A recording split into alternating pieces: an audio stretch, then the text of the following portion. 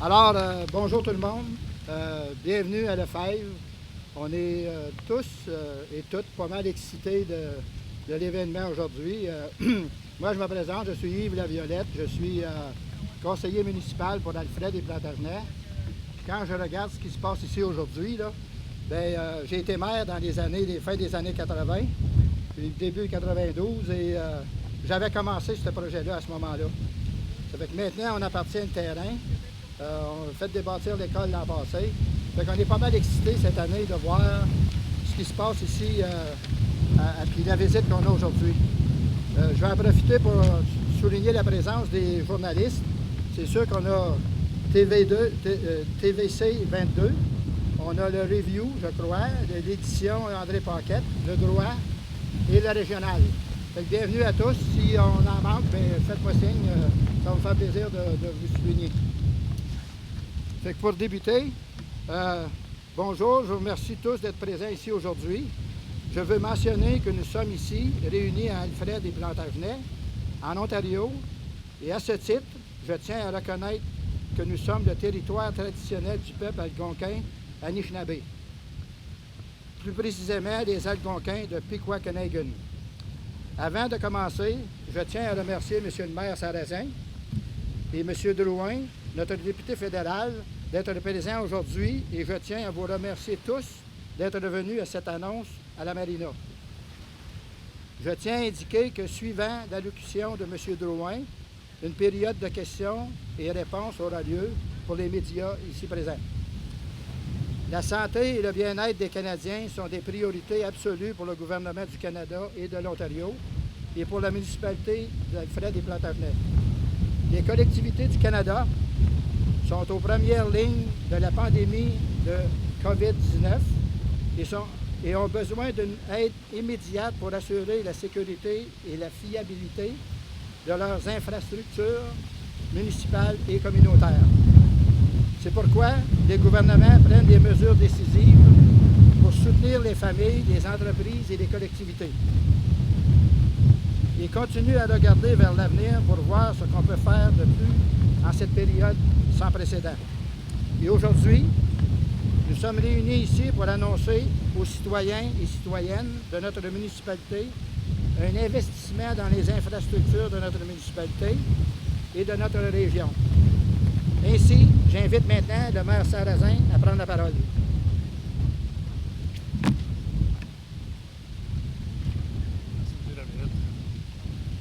Merci beaucoup, M. Laviolette. Je ne sais pas si les gens m'entendent bien. On va falloir se coller sur le bord du micro. Bonjour, merci à tous d'être présents ici aujourd'hui. Je voulais mentionner... Oui, est-ce que c'est bon? Est-ce que vous m'entendez? Ou...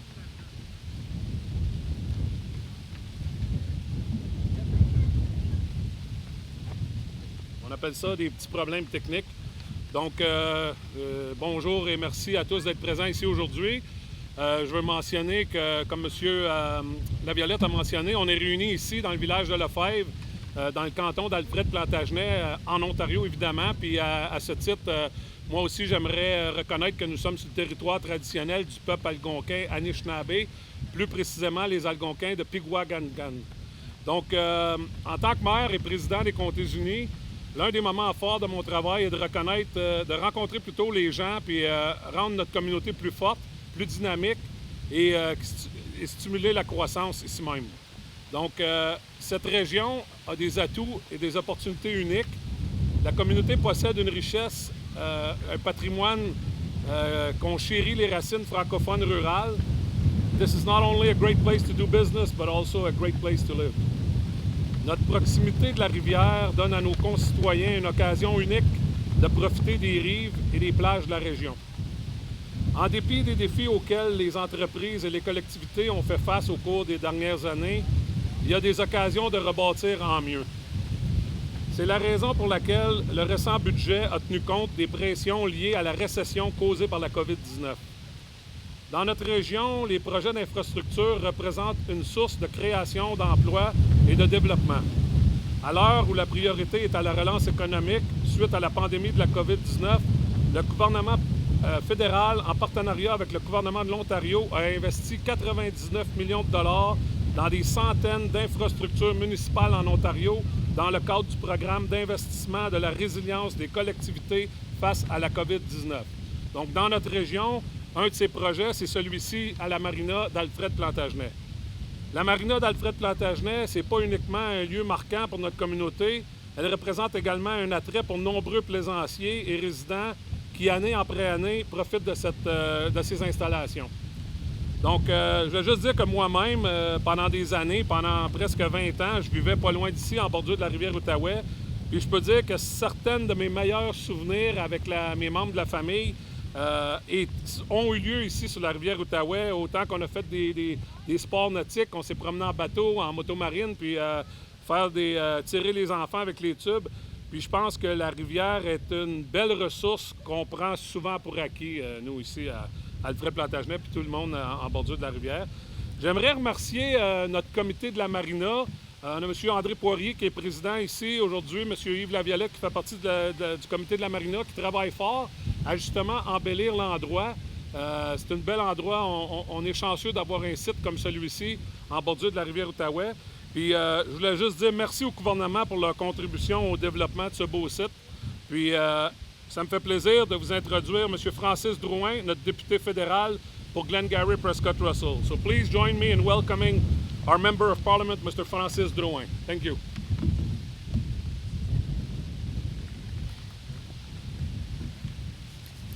Moi, je suis un petit peu plus petit. Merci beaucoup, Monsieur le maire et Monsieur le conseiller et chers journalistes et Monsieur le président du comité de la marina. Merci beaucoup. Et je vois aussi Ken Saint-Denis qui est là, qui travaille au sein de la municipalité, qui donne un bon coup de main. Je veux reconnaître aussi que moi-même, je vous livre ce court discours, n'inquiétez-vous pas, des territoires non cédés du peuple algonquin en Anishinaabe. Pour moi, aujourd'hui, c'est quand même un moment spécial et j'y tenais à venir ici parce que cette histoire-là, Yves a mentionné qu'il travaille dessus, ça fait longtemps. Mais pour moi, l'histoire de la marina de Lefebvre a commencé en 2017 avec des argents qui avaient été donnés en infrastructure pour bâtir des quais ici. Malheureusement, à cause des vagues, les quais ont été quand même endommagés et c'est pour ça que cette annonce-là est tellement importante pour améliorer non seulement les infrastructures, mais protéger nos infrastructures. Et voilà pourquoi le gouvernement fédéral et provincial investissent 100 000 $ pour améliorer et bâtir un mur de roche, justement pour améliorer le bord de l'eau, mais aussi pour protéger un brise-glace, mais un brise-vague, justement pour arrêter les vagues, ce qui est tellement important pour les plaisanciers ici. Donc, je suis content de travailler en partenariat avec mon ami M. Laviolette et mon ami M. Sarrazin et mon ami M. Poirier. Et je suis vraiment fier que ce projet-là va pouvoir se réaliser. Et c'est une façon pour nous, de façon plus générale, que le gouvernement fédéral contribue aux infrastructures communautaires. Quand on parle de la COVID-19, je peux vous assurer que le bateau, le sport, le bord de l'eau, ce sont des endroits sains et saufs. Et on voit le terrain, le grand terrain, que les familles peuvent venir ici, profiter du bord de l'eau. Mais ça, il faut les développer. Et je tiens à remercier la municipalité. Just a few words in English. I just want to thank the municipality and the committee locally. For me, this story started in 2017.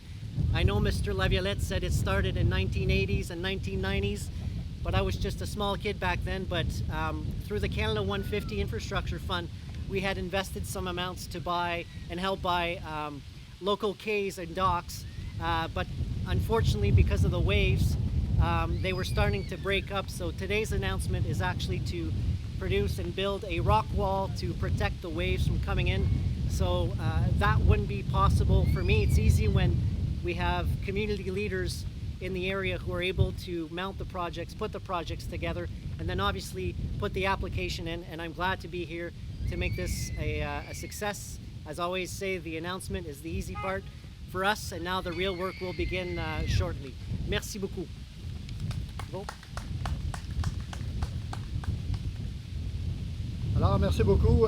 J'aimerais en profiter pour souligner le fait aussi qu'on a 3 marinas dans la municipalité du canton d'Alfred Plantagenet. Ici, on appartient au terrain, mais c'est sûr qu'on va avoir besoin de fonds pour tout réaliser ces projets-là. Puis je pense que ce qui est important de souligner, que c'est la porte d'entrée presque de l'est de l'Ontario. C'est une place que, surtout pour notre municipalité, fait que je veux souligner ça parce que c'est très important. Puis si vous ennuyez un peu du samedi et le dimanche, là, venez voir le trafic qu'il y a sur la rivière ici. Vous allez voir que c'est important. Puis définitivement qu'on va avoir des activités aussi.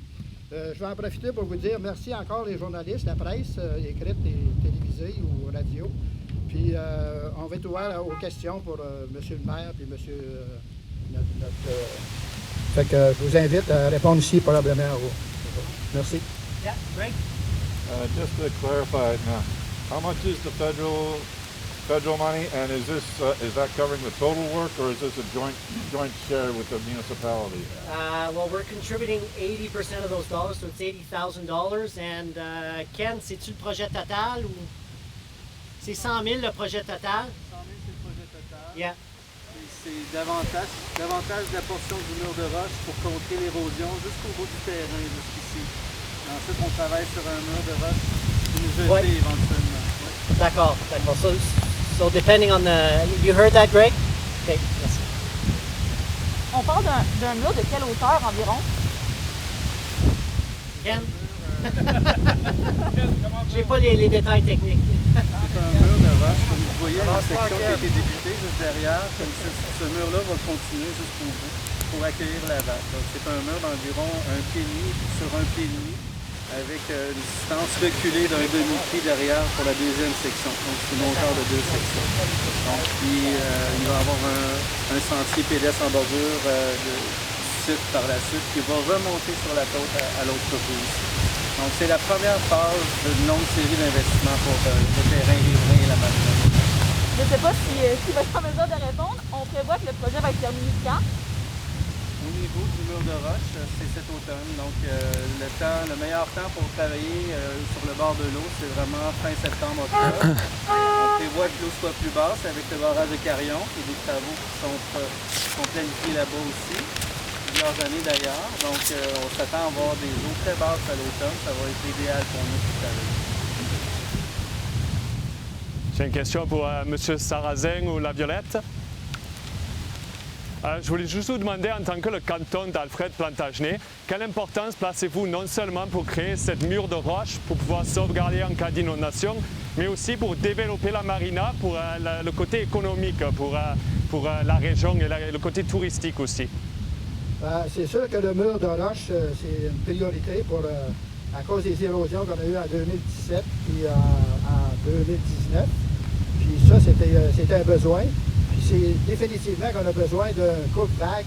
C'est un mur qui partirait du sud de la rivière à aller vers le nord. Puis sans ça, ça va être très difficile de recevoir des bateaux qui vont pouvoir s'installer comme saisonniers et ces choses-là. Le but au début, c'est d'aller peut-être avec 30 à 50 bateaux. Puis tout ça servirait à financer le projet comme tel, puis le parc comme tel. Puis cette année, d'après M. Ken Saint-Denis, on a des records de vente d'essence. Les gens viennent tous ici parce que c'est profond. Puis les bateaux ne sont pas inquiets de suite aussi qu'ils viennent remplir leur bateau, leur lettre. Il y a comme 8 à 10 pieds d'eau qui sont pas inquiets. Donc si ça se passe bien, est-ce qu'il y a des plans pour continuer le développement du marina, peut-être créer des commerces et tout ça, rendre ça un endroit un peu plus agro-touristique ou juste économique? Absolument. Il y a des projets que ça reste encore un peu confidentiel. Là. Il y a des choses qui s'en viennent, mais définitivement qu'il y a des projets qui s'en viennent, puis c'est sûr que c'est une question de finances tout le temps. On ne fait pas grand-chose avec, même si on fait beaucoup de choses avec le 100 000 $, ça va prendre des centaines de mille dollars pour réaliser. Si on regarde notre marina d'en face, là, à Montebello, ils ont investi 1 200 000 $, si je ne me trompe pas, dans des infrastructures. Mais écoute, comme je l'ai dit, j'ai commencé bien longtemps à passer. Puis je suis prêt à attendre encore, mais il ne faut pas que j'attende trop parce qu'on vieillit. Parfait, merci.